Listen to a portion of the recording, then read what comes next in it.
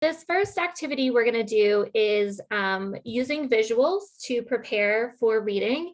And this is going to be a jigsaw with pictures activity. So a jigsaw activity is when you break students into groups, and each group has ownership over a particular piece of content. So today for this activity, each group will be looking at their own individual photo. And then when they come back to the whole group, or you can then do mixed groups where the people from group A, B, and C then become groups like 1, 2, 3, and 4, and each group has a content expert in them. But when they come back or when they regroup, they're able to talk about what they did in their group, what their content means, and really, again, have ownership over that piece of content and share with each other. So that's kind of the idea of a jigsaw. For this particular activity, we have the standards listed here, and we did include CCRS and English language proficiency standards.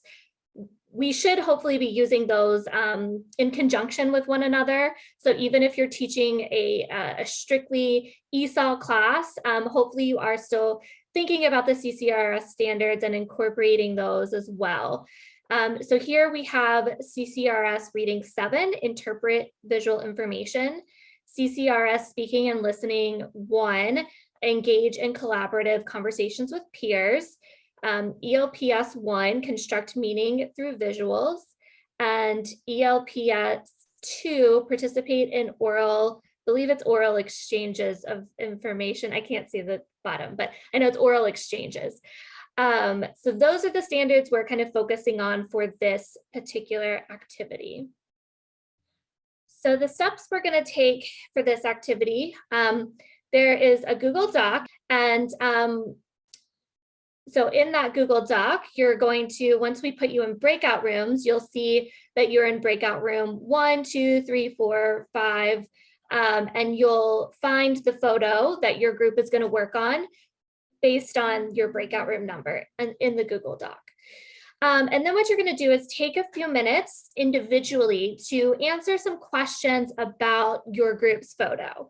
So thinking about who's in the photo, who's not in the photo, what are they doing, really just thinking about that information on an individual level.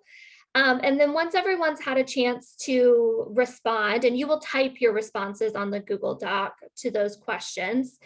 After that, as a group, you're going to work together to create a photo caption. So really revisiting those questions, looking at people's different responses, how they work together, what information needs to be included in that caption to really capture what's happening in the photo. And then when we come back as a whole group, you are going to share your caption, and then also a little bit about how you got there, how your group reached that consensus. So at the top of the Google Doc, you can see we have breakout room 1, photo 1, breakout room 2, photo 2. And if you click on the blue hyperlink there and click on the heading, it'll take you directly to your photo. So you don't have to scroll through the whole document. So each room will have a photo. And then again, we have these questions. So each participant will type in one row their response. You can identify who you are if you want, or you can leave it anonymous if you want. That's kind of up for however it works for you all. And then down at the bottom of that chart is where you can write the caption for your group's photo.